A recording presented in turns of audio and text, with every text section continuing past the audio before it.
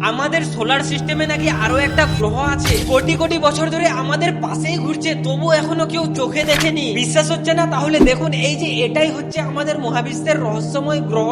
বিজ্ঞানীরা হঠাৎই হিসাব মিলাতে গিয়ে দেখলেন সোলার সিস্টেমের শেষ প্রান্তে আছে এক অদৃশ্য গ্রহ। অনেকে বলেন এটি প্ল্যানেট 9। আলো নেই, তাপ নেই, শুধু অসীম অন্ধকারে বেঁচে থাকা এক গ্রহ।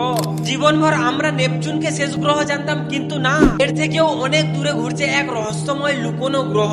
সূর্য থেকে এতটাই দূরে যে একবার পরিক্রম করতে লাগে প্রায় 4000 বছর। মানে ভাবুন, যখন মিশরের পিরামিড তৈরি হচ্ছিল তখন এই গ্রহ তার সূর্যের চারপাশে মাত্র 1 বছরের শুরু করেছিল, আর আজ পর্যন্ত শুধু সেই 1 বছরটাই শেষ হতে চলেছে। কিন্তু মহাকর্ষের অদ্ভুত আচরণ প্রমাণ দিচ্ছে যে ওটা আছে, সত্যিই আছে। তাহলে প্রশ্ন হলো, এই অদৃশ্য গ্রহ কি শুধু বরফের বল, নাকি আমাদের সোলার সিস্টেমে লুকিয়ে রয়েছে আরো কোনো বড় রহস্য? আপনার কি মনে হয়? কমেন্টে অবশ্যই জানাবেন।